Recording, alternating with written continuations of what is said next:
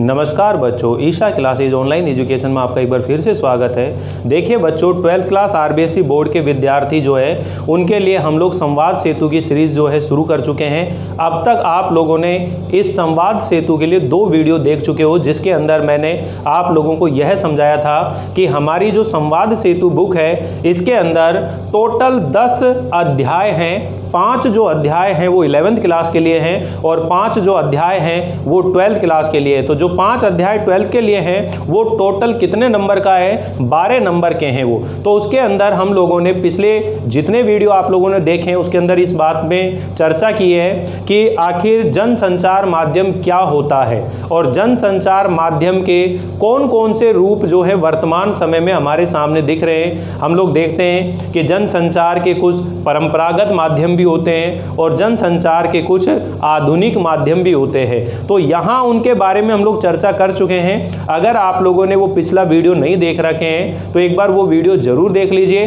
ताकि आपको ये संवाद सेतु का जो टॉपिक है वो अच्छे से समझ में आ सके।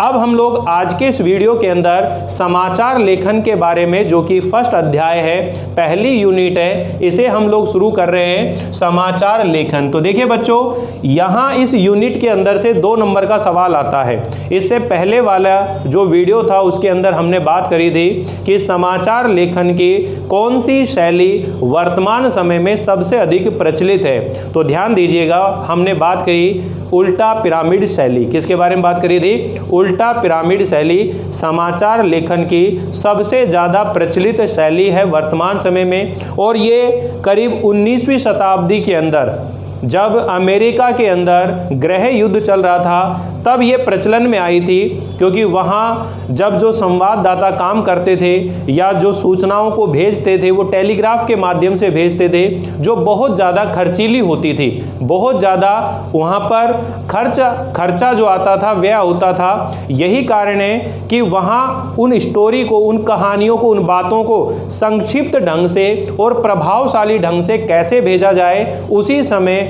अमेरिका के अंदर ये उल्टा पिरामिड शैली जो है प्रचलन में आई थी। तो आज वर्तमान समय में जितने भी समाचार लिखे जाते हैं, अखबारों के अंदर समाचार लिखे जाते हैं, चाहे वो टेलीविजन पर आपके सामने समाचार प्रस्तुत किए जाते हैं, तो वो समाचारों को लिखने की कौन सी शैली होती है? उल्टा पिरामिड शैली होती है। और इसमें 3 भाग होते हैं, इंट्रो, नंबर 2 बॉडी, नंबर 3 समापन। तो ये बात हम लोग पिछले वीडियो में बहुत ही विस्तार से कर चुके हैं, वो वीडियो एक बार जरूर देख लीजिए, आपको ये वाला क्वेश्चन 101% याद हो जाएगा।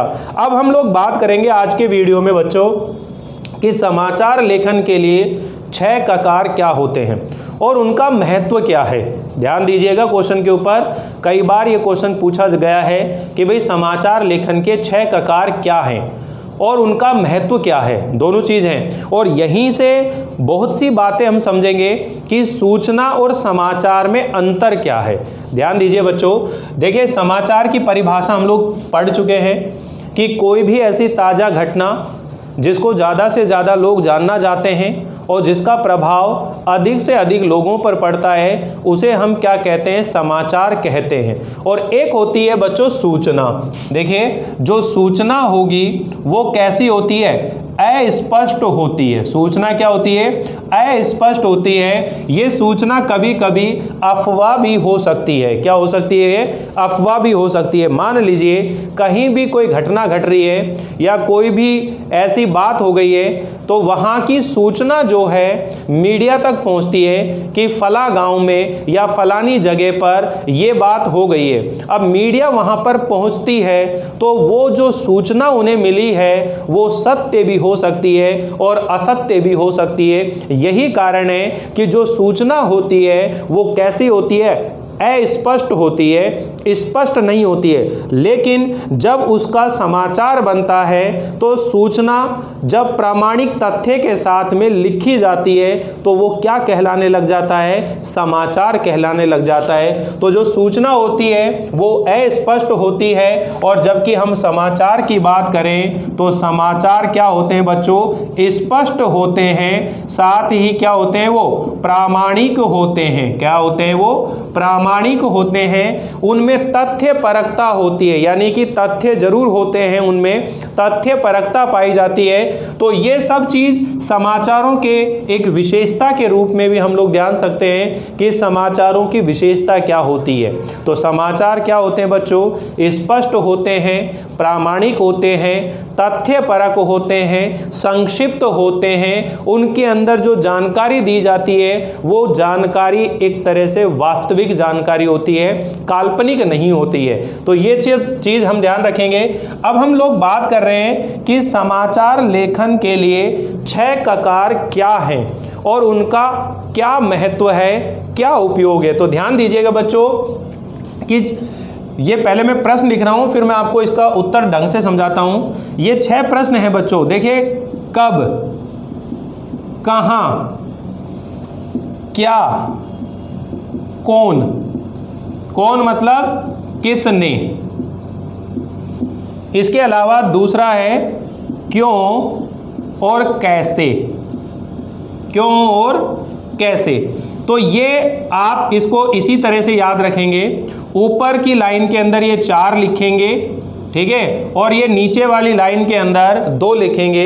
एक तो आप लोग ये करिए बच्चों, वीडियो को बिल्कुल स्किप ना करें। जो बात मैं आपसे कह रहा हूँ, आपने रजिस्टर निकालिए, आप उसके अंदर एक संक्षिप्त नोट बनाने की कला सीखिए कि किसी भी विषय को संक्षिप्त रूप में हम लोग कैसे सीख सकते हैं। जैसे अभी मैं आप लोगों के सामने पूरी बातें नहीं लिख रहा हूँ, कुछ बातें मैं सिर्फ बोल के बता रहा हूँ और कुछ बातें मैं बोर्ड पे लिख रहा हूँ। तो जो बात मैं बोर्ड पर लिख रहा हूँ उसे आप अपने रजिस्टर में नोट करते हुए चलें, ताकि जब आप एग्ज़ाम देने जाएंगे तो उससे पहले अगर मान लीजिए 1 घंटे या 2 घंटे का समय आपके पास बच रहा है बाकी, तो ये जो शॉर्ट नोट्स आपने बनाए होंगे ये रिविज़न करने में या दोहरान करने में बहुत ही ज़्यादा बेनिफिशियल होते हैं। यही कारण है कि आपकी इतनी मोटी बुक है, मान लीजिए, उसे इतने पतले में 2, 4, 5, 10 पन्नों के अंदर उस पूरी बुक का सार आपको लिखना आना चाहिए। अभी हम लोग यहाँ केवल व्याकरण वाले पोर्शन पर, संवाद सेतु वाले पोर्शन पर बात कर रहे हैं, और जैसे ही बुक शुरू होगी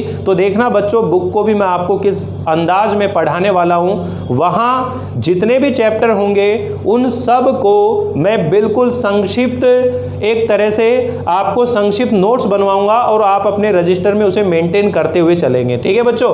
तो यहाँ देखें, कब, कहाँ, क्या, कौन और क्यों और कैसे। किसी भी घटना से जुड़ी हुई जानकारी प्राप्त करने की जिज्ञासा आज हर मनुष्य में होती है। मनुष्य का स्वभाव ही ऐसा होता है कि वो हमारे आसपास में जो भी घटनाएं घटित हो रही हैं, जो भी सूचनाएं हैं या जो भी जानकारी है, वो उन्हें प्राप्त करना चाहता है। और उनके मन में सबसे पहले ये 6 प्रश्न उत्पन्न होते हैं कि कोई भी घटना जो है या कोई भी सूचना की बात करेंगे, कब, क्या सवाल आता है, कब, फिर आता है कहाँ, कहाँ पर, ठीक है, क्या होगा उसमें, उसमें क्या होगा, और कौन, मतलब किसने किया है ये सब, ठीक। ये प्रथम 4 जो प्रश्न होते हैं ये कैसे होते हैं बच्चों? ये सूचनात्मक होते हैं। कैसे होते हैं? ये सूचनात्मक होते हैं। तो यहाँ ध्यान रख लेना कि ये प्रथम जो 4 ककार होते हैं ये कैसे होते हैं? सूचनात्मक होते हैं, या हम इसको कह सकते हैं ये तथ्यात्मक होते हैं। कैसे होते हैं? ये सूचनात्मक हैं, या फिर क्या है, ये तथ्यात्मक हैं। क्या चीज है बच्चों? तथ्यात्मक हैं। लेकिन अंतिम जो 2 ककार बचते हैं वो कैसे होते हैं? ये व्याख्यात्मक होते हैं। क्या होते हैं बच्चों? व्याख्यात्मक होते हैं या फिर विस्तारात्मक होते हैं। क्या होते हैं ये? विस्तारात्मक। देखिए ये क्वेश्चन इतना गजब तरीके से आपको याद होने वाला है, फिर आप जीवन में इस टॉपिक को कभी भूलने वाले नहीं हो। इसलिए वीडियो पूरा देखिए, इसकी बिल्कुल नहीं करना है बच्चों आप लोगों को। तो देखिए मैं अभी आप लोगों को बता नहीं रहा हूं, जो क्वेश्चन मैंने बोला कि समाचार लेखन के लिए 6 ककार क्या है और उनका महत्व क्या है, अभी हम उस मुद्दे पर बात करेंगे। लेकिन सबसे पहले मैं आपको बता रहा हूं कि आप ये 6 प्रश्न अपने माइंड में लाइए कि किसी भी समाचार को, किसी भी खबर को, किसी भी घटना की जानकारी को पाने से पहले पाठक के मन में ये 6 प्रश्न प्रश्न उत्पन्न होते हैं। क्या होते हैं ये 6 प्रश्न उत्पन्न होते हैं और इन 6 प्रश्नों का समाधान करने वाला जो समाचार होता है, जो खबर होती है, उसे एक श्रेष्ठ खबर माना जाता है, उसे एक अच्छा समाचार माना जाता है, क्योंकि पाठक के मन की जो जिज्ञासा है वो शांत होना बहुत ज़रूरी है। इसलिए वो किसी भी खबर, किसी भी सूचना, किसी भी जानकारी को प्राप्त करने से पहले उसके मन में ये 6 प्रश्न उत्पन्न होते हैं। तो ध्यान दीजिएगा, यहाँ पर ये 6 प्रश्न मैंने लिख दिए हैं। मैंने कहा कि यहाँ सूचनात्मक और तथ्यात्मक होते हैं प्रथम 4, और व्याख्यात्मक और विस्तारात्मक होते हैं अंतिम के जो 2 ककार होते हैं। तो ध्यान दीजिएगा, जैसे शुरू के अंदर हेडिंग आती है ना, अखबार के अंदर टाइटल आता है कि सुबह 4 बजे कश्मीरी गेट पर कोहरे के कारण बस दुर्घटना, 4 मरे 30 घायल, ये हेडिंग दे दी। एक सूचना मिली, भाई आज सुबह की घटना है, कश्मीरी गेट पर घटना हुई है और एक बस दुर्घटना हो गई है। उसमें क्या हो गया है, उसके अंदर 3 लोग मर गए हैं और 30 जने घायल हो गए हैं। ये एक सूचना मिली। अब उस सूचना को पढ़ कर के पाठक जो है अंदर की बात जानना चाहता है कि आखिर डिटेल क्या है, आखिर डिटेल क्या है। तो फिर उस खबर का विस्तार किया जाता है, किस आधार पर, क्यों और कैसे, कि ये जो घटना हुई है ये क्यों हुई है और ये कैसे हुई है, ये विस्तार किया जाता है। तो कुल मिलाकर आप ये कह सकते हैं कि समाचार लिखते समय एक तो ये फर्स्ट पैराग्राफ हो गया, ये प्रथम पैराग्राफ हो गया, जहां पर किसी खबर को लिखते समय केवल एक सूचनात्मक जानकारी दी जाती है। इसे हम समाचार लेखन की उल्टा पिरामिड शैली के आधार पर अगर बांटना चाहें तो यहाँ कौन सा पार्ट चल रहा है बच्चों, ये जो पहला पार्ट चल रहा है इसे हम यूँ कह सकते हैं, ये है आपका इंट्रो या शीर्षक। जिन पंक्तियों से समाचार आरंभ होता है उन्हें हम इंट्रो या शीर्षक कहते हैं। ये हम लोग पिछले वीडियो में बात कर चुके हैं। मैंने बहुत शानदार तरीके से आपको समझाया बच्चों। अगर आप लोगों ने वो वीडियो पूरा नहीं सुना ना तो समझ लेना फिर ये आगे की चीज़ नहीं समझ में आ ले। एक बार आप लोग पूरा वीडियो देखने की आदत डाल लीजिए, पूरा वीडियो ध्यान से सुने और फिर हम लोग इनको समझते चलेंगे। तो देखिए, इंट्रो या शीर्षक, यहाँ पर भी वापस कई क्वेश्चन में आज भी क्लियर कराने वाला हूँ, कल भी हम लोगों ने बात करी थी। तो ध्यान दीजिएगा कि जिन पंक्तियों से समाचार आरंभ होता है उन्हें हम क्या कहते हैं, इंट्रो या शीर्षक कहते हैं। तो ये भी कह सकते हैं, यानी जिस हेडिंग को, जिस टाइटल को पढ़ करके पाठक उस खबर को पढ़ने के लिए जो है तैयार होता है, तो वो लाइन कौन सी होती है, वो इंट्रो होता है। और वो लाइन कौन सी होगी, वो प्रथम 4 ककारों के आधार पर होगी। और कैसी होगी, वो सूचनात्मक और तथ्यात्मक होगी। कैसी होगी, सूचनात्मक या तथ्यात्मक होगी। और फिर उस खबर का क्या करा जाता है, महत्व की दृष्टि से घटते हुए क्रम में उस खबर का विस्तार किया जाता है। याद आ रहा है। तो ये दूसरा पार्ट आता है बच्चों, बॉडी। क्या आता है, ये बॉडी पार्ट आता है। और समापन जैसी कोई क्रिया नहीं होती। तो हम यहाँ पर ये कह सकते हैं कि जो उल्टा पिरामिड शैली है उसके 3 भाग होते हैं, इंट्रो या शीर्षक, बॉडी और समापन। 3 चीज होती है ना। तो अब आप देखिए, अगर आप लोग कल से जो वीडियो देख रहे हो और आज का वीडियो मिलाकर के देखोगे तो आपको कई चीज़ें लिंक होती हुई दिखेंगी। हम लोगों ने ये बात करी थी कि भाई समाचार को लिखते समय उस समाचार की जो सबसे महत्वपूर्ण बात होती है उसे समाचार के आरंभ में 2-3 पंक्तियों में लिखा जाता है और उसे ही हम इंट्रो या शीर्षक के नाम से जानते हैं। इंट्रो या शीर्षक को मुखड़ा भी कहते हैं और आमुख भी कहते हैं। क्या कहते हैं उसे, आमुख भी कहते हैं। फिर हमने बात करी थी कि जो खबर है, समाचार है, उसे महत्व की दृष्टि से घटते हुए क्रम में उसका क्या किया जाता है, विस्तार किया जाता है। उसे हम क्या कहते हैं, बॉडी कहते हैं। क्या कहते हैं उसे, बॉडी कहते हैं। तो अब मेरा क्वेश्चन है, अब मेरा क्वेश्चन समझने की कोशिश करें कि समाचार लेखन के लिए 6 ककार क्या हैं और वो क्यों आवश्यक हैं। उम्मीद है आपका उत्तर आपके दिमाग में आ गया होगा कि समाचार लेखन के 6 ककार क्या है। तो आप ध्यान रखिए कि समाचार लेखन करते समय 6 ककार यानी कि जो 6 प्रश्न हैं ठीक है। तो आप ये कह सकते हैं किसी भी समाचार को पढ़ते समय पाठक के हृदय में ये 6 प्रश्न उत्पन्न होते हैं। कब, कहाँ, क्या, कौन, क्यों और कैसे। इन 6 प्रश्नों को ही 6 ककार कहते हैं। इन 6 प्रश्नों को ही 6 ककार कहते हैं। और किसी भी समाचार को लिखते समय इन 6 प्रश्नों का समाधान किया जाता है। ऐसे समाचार को श्रेष्ठ माना जाता है। इसमें प्रथम जो 4 ककार होते हैं वो सूचनात्मक या तथ्यात्मक होते हैं, तथा अंतिम जो 2 ककार हैं वो व्याख्यात्मक या विस्तारात्मक होते हैं। समझ में ना।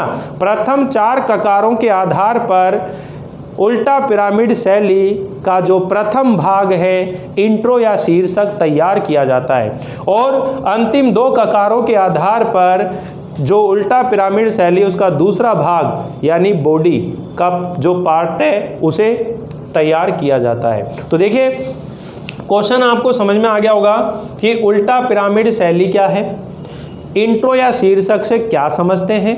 और आज का हमारा प्रश्न था कि समाचार लेखन के लिए 6 ककार क्या हैं और वे क्यों आवश्यक हैं। समाचार लेखन के लिए 6 ककार क्या हैं और वे क्यों आवश्यक हैं। तो आप ध्यान दीजिए, समाचार लेखन के 6 ककार हैं। समाचार लेखन के 6 ककार हैं। डैश कौन से हैं? कब, कहाँ, क्या, कौन, क्यों, कैसे। ये 6 प्रश्न ही 6 ककार कहलाते हैं। ये 6 प्रश्न ही 6 ककार कहलाते हैं। और समाचार लिखते समय इन 6 प्रश्नों का समाधान किया जाता है। इसमें प्रथम 4 ककार सूचनात्मक या तथ्यात्मक होते हैं और अंतिम 2 ककार व्याख्यात्मक या विस्तारात्मक होते हैं। और ये क्यों आवश्यक हैं? क्यों आवश्यक हैं? किसी भी खबर का विश्लेषण करने के लिए, किसी भी खबर का विस्तार या उसका विश्लेषण करने के लिए ये 6 ककार अति महत्वपूर्ण हैं। क्लियर सभी को बच्चों? तो देखिए यहाँ पर हम लोग सुनते आए हैं कि भाई एक तो हमने बात करी सूचना अस्पष्ट होती है और समाचार स्पष्ट और प्रामाणिक होते हैं। समाचार लेखन के लिए 6 ककार क्या हैं और क्यों आवश्यक हैं, ये क्वेश्चन आपको क्लियर हो गया कि किसी भी समाचार को पढ़ते समय पाठक के मन में 6 प्रश्न उत्पन्न होते हैं। कब, कहाँ, क्या, कौन, क्यों, कैसे। इन 6 प्रश्नों को ही 6 ककार कहते हैं। जो समाचार लिखा जाएगा वो उनमें इन 6 प्रश्नों का समाधान किया जाएगा। और ये क्यों आवश्यक है? क्यों आवश्यक है? क्योंकि समाचार का विस्तार और उसका विश्लेषण करने के लिए ये 6 ककार अति आवश्यक हैं। तो ध्यान दीजिएगा, ये आप लोग बिल्कुल सीख गए हो। यहाँ पर समाचार लेखन का क्या मतलब है, समाचार लेखन में 6 ककार क्या है और वो क्यों आवश्यक है, ये आपको क्लियर हो गया। अब ध्यान दीजिएगा कि जो इंट्रो है उसको लिखते समय किन बातों का ध्यान रखना चाहिए। अगला क्वेश्चन है कि आप जो भी इंट्रो लिख रहे हो, ये क्वेश्चन है बच्चों, याद रखें। इंट्रो या शीर्षक लिखते समय किन बातों का ध्यान रखना आवश्यक है। किन बातों का ध्यान रखना आवश्यक है। अब ध्यान रखिएगा बच्चों, इंट्रो या शीर्षक लिखते समय किन बातों का ध्यान रखना आवश्यक है। किन बातों का ध्यान रखना आवश्यक है। तो आप लोग ये समझ जाइएगा कि इंट्रो या शीर्षक लिखते समय, क्योंकि इंट्रो या जो शीर्षक होता है, जो भी समाचार पत्र को पढ़ने वाला जो पाठक होता है वो समाचार के इंट्रो या मुखड़े को पढ़कर ही पूरी जानकारी प्राप्त कर लेता है। यानी समाचार पत्र को पढ़ने वाला जो व्यक्ति होता है वो क्या होता है? पाठक होता है। और जो पाठक होता है वो इंट्रो या शीर्षक को पढ़कर ही पूरी खबर की जानकारी प्राप्त कर लेता है, और यही कारण है कि वह उस खबर को अंदर तक पढ़ने के लिए भी क्या होता है? तैयार होता है। इसलिए जो इंट्रो है या शीर्षक है उसे लिखते समय किन बातों का ध्यान रखना चाहिए? तो इंट्रो जो है वो प्रभावशाली होना चाहिए, आकर्षक होना चाहिए, क्योंकि इंट्रो या शीर्षक को देखकर ही पाठक उस खबर को पढ़ता है। समझ में है ना? इसलिए इंट्रो कैसा होना चाहिए? आकर्षक होना चाहिए और प्रभावशाली होना चाहिए। तो आप जब इसका उत्तर लिखेंगे कि भाई इंट्रो या शीर्षक लिखते समय किन बातों का ध्यान रखना चाहिए, तो देखिए बच्चों, मैं आपके सामने बोल देता हूं इस उत्तर को कि समाचार पत्र का जो पाठक है इंट्रो या मुखड़ा को पढ़कर ही पूरी जानकारी प्राप्त कर लेता है। इसलिए इंट्रो हमेशा प्रभावशाली होना चाहिए और इसके लेखन में 6 ककारों का भी ध्यान रखना चाहिए। इसमें रोचकता के साथ तथ्यपरकता का भी ध्यान रखना चाहिए। भाषा सहज, सरल और प्रवाह युक्त होनी चाहिए।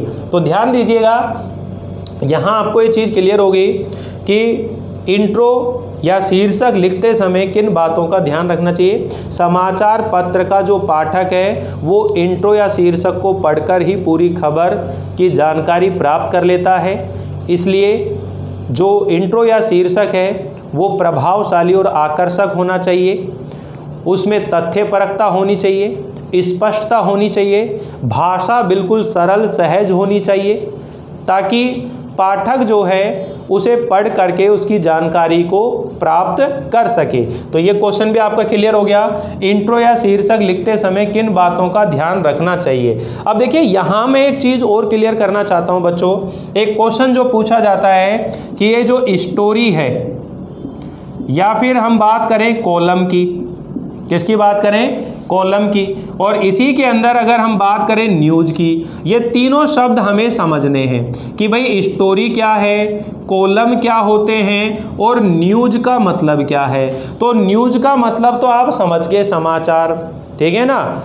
नॉर्थ, ईस्ट, वेस्ट, साउथ, चतुर्दिक, चारों दिशाओं में कोई ऐसी नई घटना घटी है, कोई ऐसी नई जानकारी मिली है जिसे ज़्यादा से ज़्यादा लोग जानना चाहते हैं, जिसका प्रभाव ज़्यादा से ज़्यादा लोगों पर पड़ता है, उसे ही हम क्या कहते हैं? समाचार कहते हैं, या उसे ही हम क्या कहते हैं? न्यूज़ कहते हैं। अब 2 शब्द हैं जिनके बारे में हम समझेंगे, स्टोरी।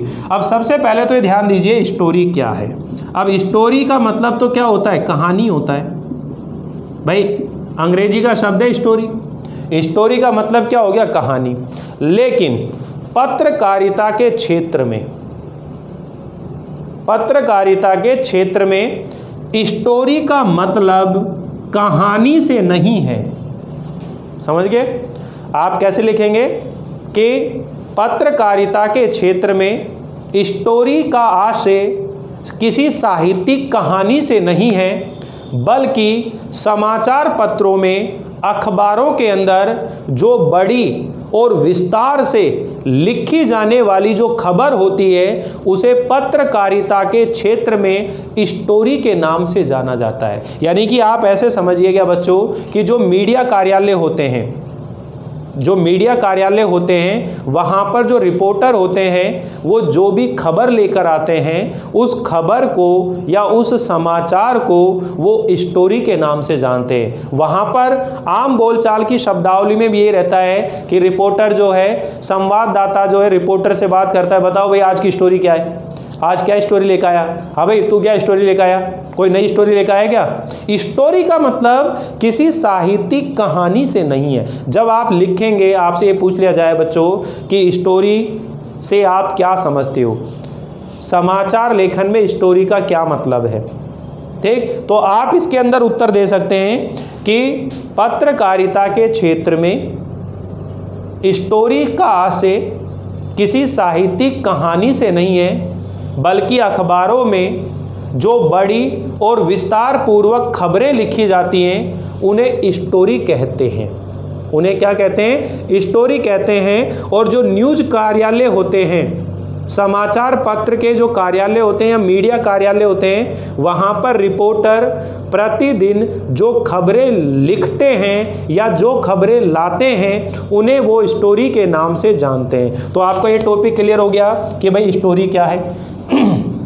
कोई दिक्कत? बच्चों बीच बीच में कमेंट करते रहा करो, मज़े आते हैं, थोड़ा उत्साह मिलता रहता है कि मैं जो पढ़ा रहा हूँ वो मेरे स्टूडेंट को कितना समझ में आ रहा है, कितना नहीं आ रहा है। तो कमेंट करके प्लीज़ ज़रूर बताया करो कि आपको कितना समझ में आ रहा है। मुझे अच्छा लगेगा कि आप लोग इस तरह के कमेंट करेंगे। तो और आप देख भी रहे हो मैं आपके हर कमेंट का जवाब भी देता हूँ, और जो स्टूडेंट मेरे से नोट्स मांग रहे हैं उनको नोट्स भी मिल रहे हैं। तो आप लोग बने रहें, इसी तरह से जुड़े रहें। और यहाँ हम बात कर रहे हैं कि स्टोरी का मतलब ही क्या है। समझ में आ गया कि समाचार पत्रों के अंदर जो बड़ी और विस्तार पूर्वक खबरें लिखी जाती हैं उन खबरों को स्टोरी कहते हैं। उनको क्या कहते हैं? स्टोरी। तो 2 नंबर का सवाल है, आप बता देंगे आसानी से, कोई दिक्कत नहीं। अब बात आ रही है भाई कॉलम का मतलब क्या है। तो देखिए आप बच्चों ये समझिएगा कि ये आपका न्यूज़पेपर है, ये अखबार है, और इस अखबार के अंदर इस तरह से 1 2 3 4 5 6 7 और ये 8। ठीक है, ये अखबार हो गया। इस तरह से आप समझिएगा बच्चों कि जो अखबार होता है उसके अंदर 8 कॉलम होते हैं। क्या होते हैं? 8 कॉलम होते हैं। अभी मेरे पास न्यूज़पेपर नहीं है, मैं आपको दिखाता कि यहाँ पर 8 कॉलम का मतलब क्या रहता है कि भाई जब खबर लिखी रहती है तो पहले यूँ लिखी जाती है, फिर यूँ लिखी जाएगी, फिर आगे लिखी जाएगी, ऐसे करके 8 कॉलम होते हैं। आप गिनना, न्यूज़पेपर निकालना, न्यूज़पेपर का कोई सा भी पेज खोल लेना, हर पेज के ऊपर ये 8 कॉलम होते हैं। कितने होते हैं? ये 8 कॉलम होते हैं। और जो खबर होती है यानी जो ये स्टोरी होती है वो इन कॉलम में लिखी जाती है। हर पेज पर कितने कॉलम होते हैं? 8 कॉलम होते हैं। समझ बैठिए बच्चों।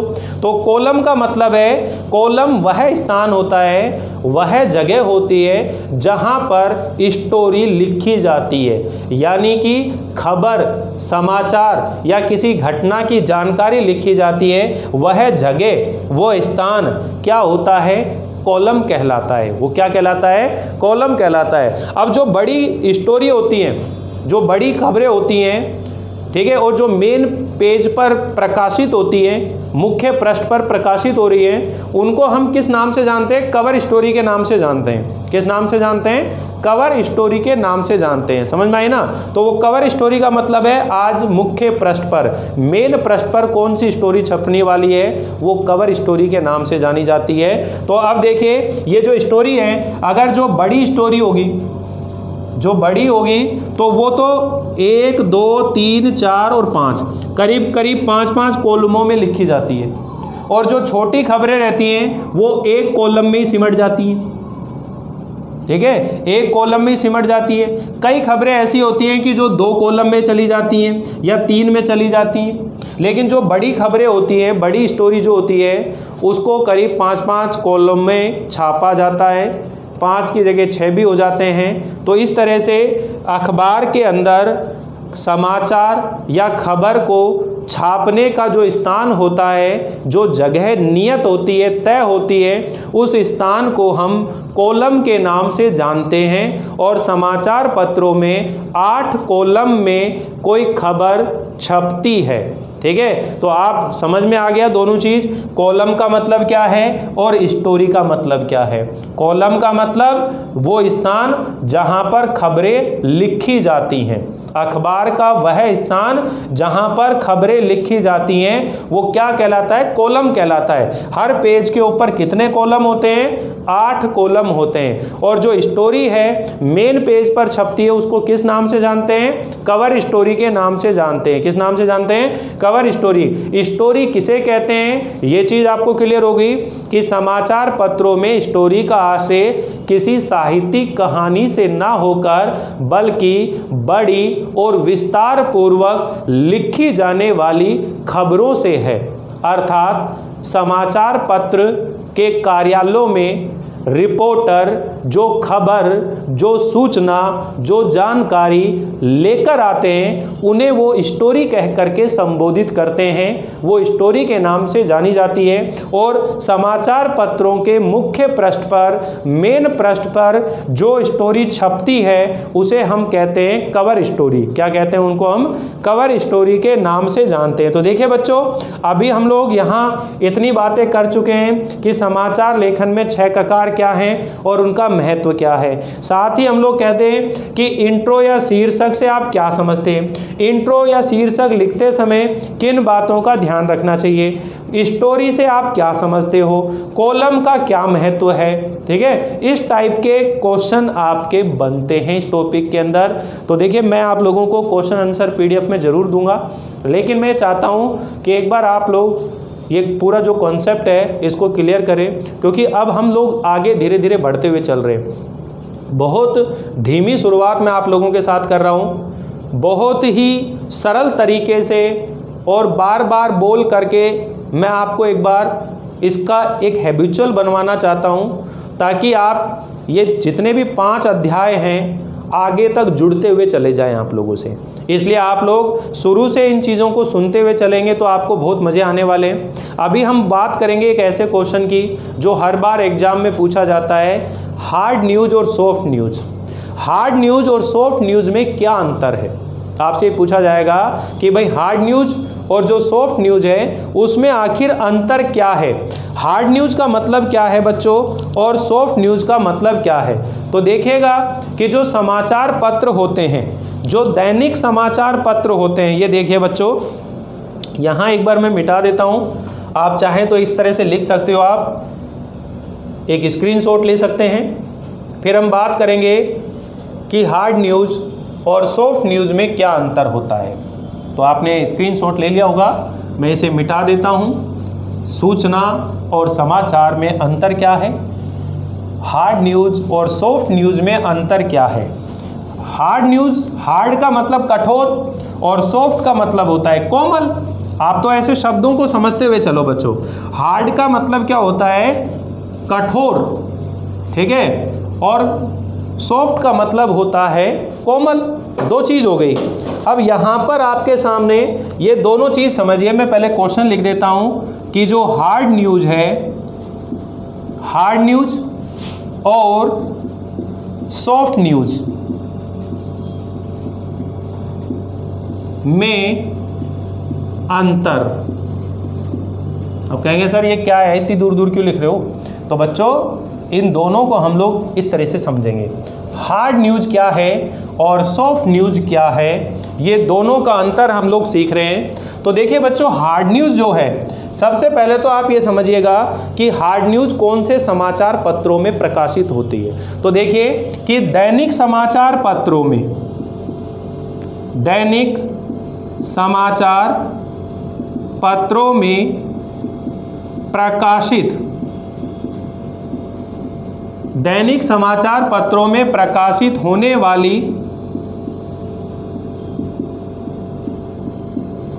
वाली आपराधिक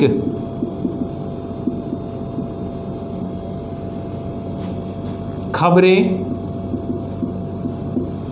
लूटपाट, हत्या इत्यादि से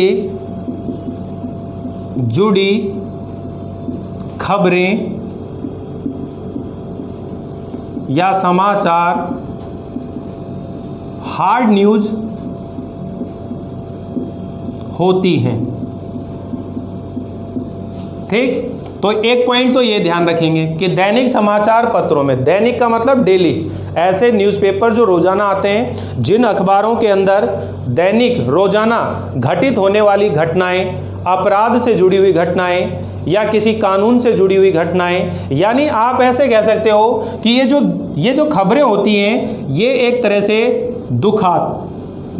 ये खबरें जो है बच्चों एक तरह से दुखात्मक होती हैं। कैसी होती हैं? ये दुखात्मक होती हैं, दुख का भाव होता है। ये जो खबरें हैं, ये खबरें दुखात्मक होती हैं। कैसी होती हैं ये? दुखात्मक होती हैं, दुखदायी होती हैं, कष्टदायी होती हैं। क्यों? क्योंकि अपराध से जुड़ी हुई हैं, लूटपाट से जुड़ी हुई है, हत्या से जुड़ी हुई है, अपहरण से जुड़ी हुई है, बलात्कार से जुड़ी हुई है, जहां पर हमेशा एक दुख का माहौल हो रहा है। समझ में आई बात? तो ये आपकी क्या कहलाती हैं? ये हार्ड न्यूज कहलाती है। हार्ड मतलब कठोर, जिसको सुन करके हृदय को चोट पहुंचती है, जिसे सुनकर हृदय को कष्ट होता है, दुख होता है।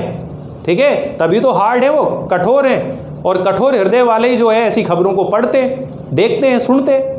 ठीक है, तो कहने का मतलब है बच्चों कि यहाँ पर दैनिक समाचार पत्रों के अंदर प्रकाशित होने वाली आपराधिक खबरें, लूटपाट, हत्या इत्यादि से जुड़ी हुई जो खबरें हैं या समाचार हैं वो हार्ड न्यूज होती हैं। ये खबरें दुखात्मक होती हैं। यहाँ हम बात करें कौन कौन से, देखिए पाक्षिक, यानी जो 15 दिन में एक बार पत्र आता है, पाक्षिक, साप्ताहिक, पाक्षिक, साप्ताहिक पत्र पत्रिकाओं में मानवीय रुचि से जुड़ी खबरें या समाचार, अर्थात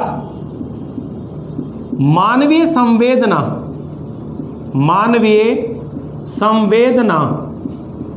से जुड़ी खबरें सॉफ्ट न्यूज कहलाती हैं। दूसरी चीज समझिए, ये खबरें सुखात्मक होती हैं। कैसी होती हैं ये? सुखात्मक होती हैं। ध्यान दे लेना बच्चों, शॉर्ट में लिख रहे हैं थोड़े से, ताकि आप लोग भी अच्छे से इनको नोट कर लें।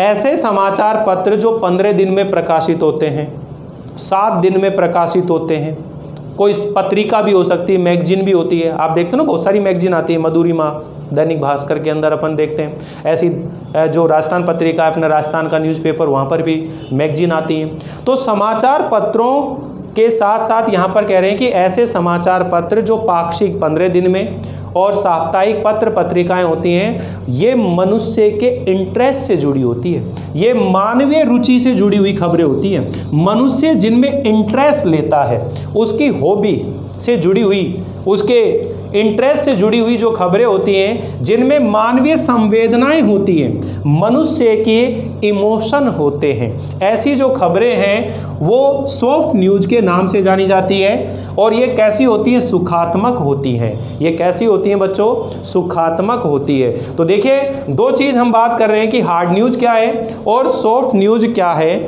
और इन दोनों के अंदर अंतर किस चीज़ का है ये हम लोग जान रहे हैं। और जो साप्ताहिक और पाक्षिक और मासिक पत्रिकाएं होती हैं, उनमें सॉफ्ट न्यूज़ का ही विश्लेषण दिया जाता है। यानी कि जो पाक्षिक है, साप्ताहिक है, या फिर जो मासिक पत्रिकाएं हैं, आप ध्यान रख लेना, ये तीसरा नंबर यहाँ नोट कर देता हूँ कि पाक्षिक, साप्ताहिक एवं मासिक पत्रिकाओं में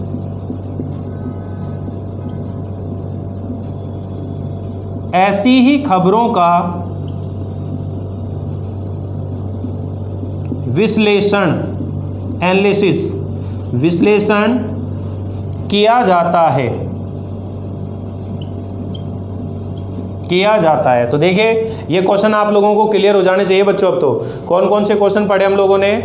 हार्ड न्यूज़ और सॉफ्ट न्यूज़ में क्या अंतर है, समाचार लेखन में 6 ककार क्या होते हैं, उनका महत्व क्या है, 2 क्वेश्चन हो गए। साथ ही मैंने आपको ये बताया था कि उल्टा पिरामिड शैली क्या है, उल्टा पिरामिड शैली के कितने अंग हैं, इंट्रो या शीर्षक से आप क्या समझते हो, इंट्रो या शीर्षक लिखते समय किन बातों का ध्यान रखना चाहिए, ठीक है, समाचार किसे कहते हैं, सूचना और समाचार क्या है, कितने सारे प्रश्न मैंने आपको समझा दिए, ठीक है। और जनसंचार के कितने रूप हमारे प्रचलन में हैं, प्रिंट मीडिया जो है प्रिंट मीडिया का इतिहास क्या है, प्रिंट मीडिया की कमी क्या है, प्रिंट मीडिया की विशेषताएं क्या हैं, ये हम लोग पढ़ चुके हैं। मीडिया कितने प्रकार की होती है, मीडिया के बारे में हम पढ़ चुके हैं। अभी एक जो बाकी रहा है, मैं आपको पत्रकार और पढ़ाऊंगा कि पत्रकार भी कितने प्रकार के होते हैं। तो आज के इस वीडियो के अंदर हम लोग बस इतनी ही बातें पढ़ेंगे बच्चों, ज़्यादा हम लोग नहीं पढ़ेंगे, थोड़ा थोड़ा पढ़ रहे हैं, आप लोग भी तैयार करते रहें। ये सारा टॉपिक जो है ये समाचार लेखन का, ये अभी 2-3 वीडियो के अंदर, 2 वीडियो के अंदर लगभग और कंप्लीट होगा, ताकि 4-5 वीडियो इसके ऊपर बन जाए, थोड़ा सा एक माहौल बन जाए। फिर आगे के जितने भी टॉपिक होंगे, जो यूनिट हैं, वो आपको बहुत आसानी से समझ में आ जाएंगे बच्चों। तो जुड़े रहें, बने रहें। अगर आप इस चैनल पर पहली बार आए हैं, नए हैं, तो एक बार सब्सक्राइब जरूर कर दीजिए, ताकि आपको समय पर नोटिफिकेशन मिलता रहे।